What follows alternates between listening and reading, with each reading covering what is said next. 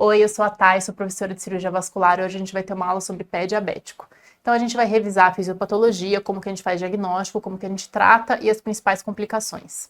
Então falando um pouco sobre a fisiopatologia do pé diabético.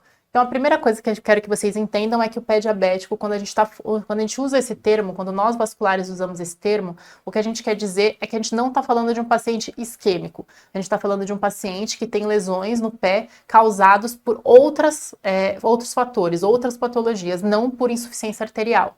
Né? Em geral, a gente está falando de uma lesão secundária a uma neuropatia e uma artropatia típica do paciente diabético, que não é bem compensado, que evolui aí no longo prazo com a doença não controlada. Então, o pé de Charcot, que é o típico do paciente diabético, constitui um desabamento do arco plantar. Então, aqui eu coloquei dois exemplos de arquitetura normal do pé e de arquitetura alterada. Então, o pé normal, a gente tem esse arco plantar aqui curvo, né, que impede que essa região do pé, né, o talos ali, né, a base do meta, impede que isso entre em contato com o chão. O pé de Charcot, né, que é um pé desabado, né, ele tem outras regiões de apoio ósseo no chão e é isso que é o principal causador de lesões nesses pacientes. Por que que isso acontece no paciente diabético? Isso acontece porque a neuropatia, né, que é a principal manifestação do diabetes mal compensado aí ao longo do tempo, faz com que a gente tenha uma perda de tônus de tendões, né, e perda de tônus da musculatura do pé, que sustentam a nossa estrutura óssea dessa maneira, né, nessa arquitetura típica. Então, quando a gente tem um desabamento do pé, né, por uma perda de tensão tendínea e muscular, né, daquela musculatura intrínseca da base do pé, a gente tem uma alteração da sua arquitetura, que a gente chama de pé de Charcot, uma alteração dos pontos de apoio, e a gente tem a formação de úlceras de pressão. Né? Na verdade, as feridas do paciente diabético são úlceras de pressão. A gente tem também, obviamente, aquelas feridas por raspar no sapato, por perda de sensibilidade, isso acontece também no paciente diabético, mas aquelas feridas de base do pé, né, aquela deformidade do pé do paciente diabético acontece por essas alterações crônicas da neuropatia, né? Então agora a gente vai falar um pouco sobre diagnóstico e tratamento. A primeira coisa que a gente tem que fazer quando a gente está fazendo um diagnóstico de um pé diabético é que a gente tem que ter certeza que não existe isquemia associada, porque se existir isquemia associada, se você tiver uma insuficiência arterial associada a esse paciente, você tem que proceder o tratamento dele como a gente trata um paciente com AC mais lesão trófica. A gente tem que basear o nosso tratamento na revascularização, né? Não adianta a gente ficar comprando sapato para diabético, arrumando palmilha para um paciente que tem uma insuficiência arterial. Nunca vai cicatrizar, né? Você precisa revascularizar para cicatrizar.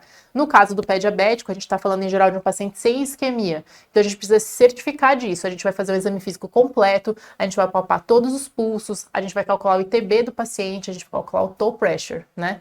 Muitas vezes, quando a gente vai calcular o ITB de um paciente diabético, a gente falou disso na nossa aula de insuficiência arterial, a gente tem uma dificuldade porque as artérias dos pacientes diabéticos são muito calcificadas, isso faz parte da doença, né? Aquele tipo de arterite que eles têm. Isso faz com que elas sejam um pouco compressíveis. Então, quando a gente vai calcular o ITB, quando a gente coloca o manguito na perna do paciente, muitas vezes a gente acaba medindo uma pressão mais alta do que ele realmente tem, porque as artérias são muito duras e o manguito não consegue comprimi-las, né? Então, o ITB do paciente diabético às vezes vem maior do que que é impossível, né? É um erro, na verdade, de medida por conta da calcificação das artérias. Então, é importante se certificar no exame físico que realmente não existe isquemia associada, ou seja, que o paciente tem todos os pulsos, que ele tem bom fluxo arterial distal. Se você não tiver certeza disso, se ele tiver isquemia associada, você vai começar com a revascularização.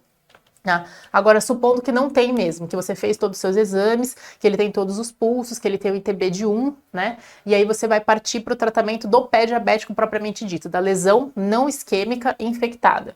Então, a primeira coisa que você vai fazer é internar o paciente. Isso não é uma doença de tratamento ambulatorial, tá? Para prova, a gente sempre tem que tratar esses pacientes com internação. Então, você vai internar esses pacientes, você vai começar uma antibiótico terapia de amplo espectro, porque você ainda não sabe exatamente que tipo de bactéria que está se proliferando ali, e você vai indicar um desbridamento cirúrgico amplo já, imediatamente, tá? Por quê? Porque esses quadros costumam evoluir mal, né? Esses pacientes evoluem com gangrena gasosa, com facetes necrotizantes muito rápido, né? Porque eles também têm uma imunossupressão típica do paciente diabético, então ele vai ser operado precocemente. E aí, nessa cirurgia, você vai vai desbridar todos os tecidos que estão inviáveis, né, infectados e desvitalizados, e aí você vai colher culturas desses tecidos para você conseguir identificar exatamente qual que é o germe que está causando aquela infecção, e aí você vai direcionar a sua antibiótico terapia, tá? Aí depois que você já tratou aquela ferida, que você já tratou a infecção, aí você vai tentar corrigir a arquitetura do pé do paciente, tanto com calçados, né, adequados, ou até com cirurgias realmente para reconstrução do arco plantar. A gente sabe que nem toda ferida do paciente diabético é infectada, né? Esses pacientes têm muitas calosidades. Antes de evoluir com feridas, em geral, eles evoluem com calosidades. Então, é importante o ajuste do calçado no pós-operatório, né? Quando você já tratou a ferida, quando ela já cicatrizou, quando não tem mais infecção.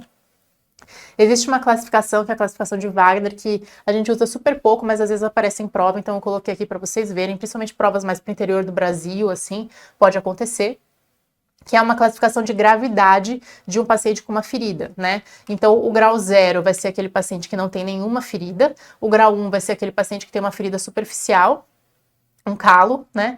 O grau 2 vai ser aquele paciente que tem uma úlcera mais profunda, o grau 3 vai ser o paciente que tem infecção, osteomielite, né? O grau 4, o paciente que já tem gangrena de boa parte do pé, e o grau 5, o paciente que já tem gangrena do pé todo. Então, é como progride a infecção local, em geral, no paciente diabético. E falando da gangrena do pé todo, a gente vai falar do que é a principal patologia, né, associada com esse tipo de paciente, a evolução mais desfavorável, que é a gangrena gasosa. Então, gangrena gasosa, na verdade, é uma facete necrotizante, né? Então, geralmente é uma infecção causada por bactérias anaeróbias, né? O principal sintoma, né, o principal sinal clínico desse tipo de patologia é o enfisema de subcutâneo. Então, quando a gente palpa o pé do paciente, a gente tem a sensação que a gente está apertando plástico bolha, você está apertando gás, né? E esse gás não esse gás está sendo produzido por bactérias, né? Que estão se proliferando ali dentro, bactérias anaeróbias que produzem esse gás. É uma doença rapidamente progressiva que, se não é tratada adequadamente, evolui com choque séptico e óbito muito rápido, tá?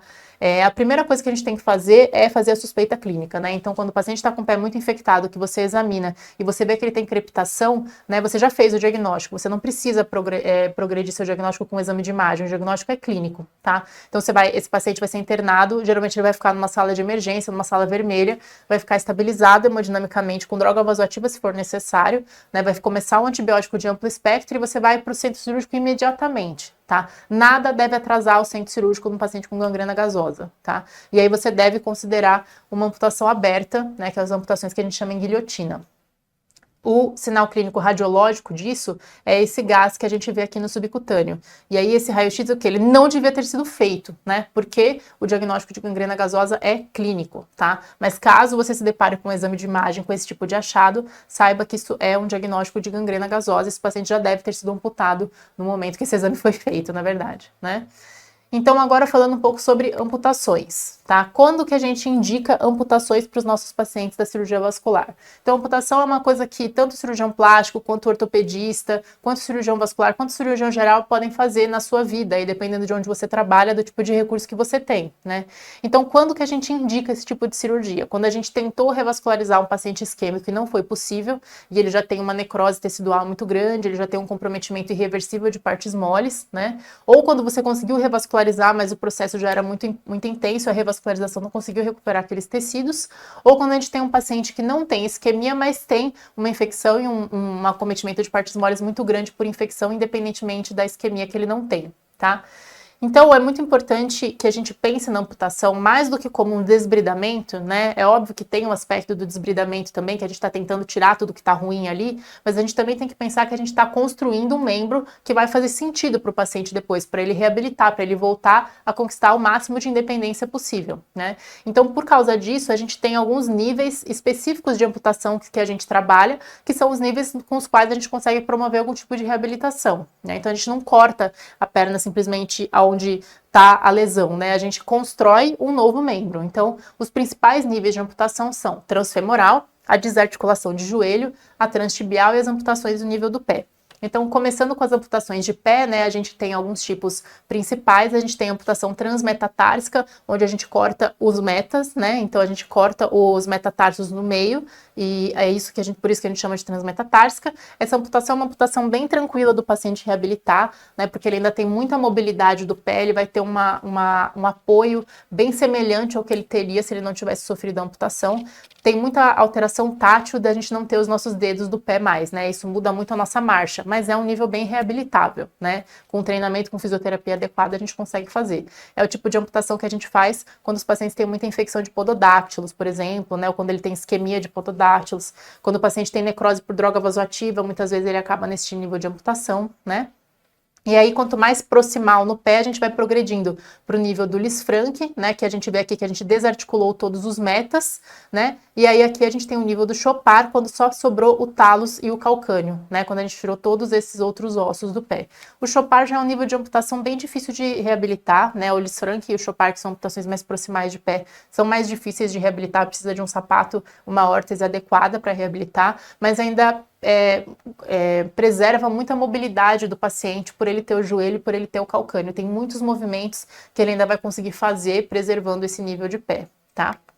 Agora falando da amputação transtibial, né? Então a amputação transtibial é uma amputação que preserva o joelho. Esse é um dos níveis de amputação que a gente mais faz, justamente porque muitos pacientes têm um comprometimento muito importante do pé, muitas vezes não é possível preservar o pé, e muitas vezes o paciente tem uma qualidade de vida melhor como um amputado transtibial, como um amputado do que com uma amputação tipo Chopard ou Lisfranc, né? Porque essas próteses transtibiais têm muito desenvolvimento tecnológico em cima disso atualmente, né? E elas permitem muita independência para o paciente, né? Então, preservar o joelho, né, preservar a articulação do joelho é uma coisa que vai deixar o paciente com uma marcha muito semelhante à marcha normal, né? Então, é muito importante tentar ganhar o nível transtibial quando a gente está revascularizando um paciente, por exemplo, ou quando a gente está fazendo um desbridamento para um paciente infectado, tentar preservar o joelho vai garantir muita qualidade de vida para esses pacientes depois. Quem trabalha com esse tipo de paciente que já sofreu amputações, que é reabilitado, sabe que o paciente que fez uma amputação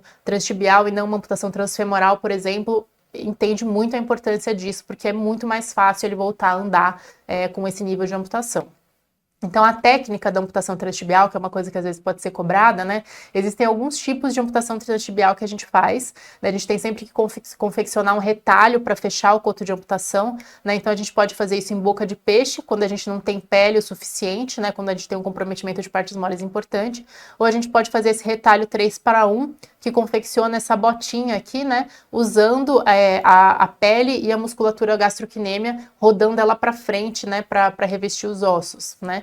Então a gente tem esses dois tipos de amputação transtibial que a gente pode fazer, as regradas, né?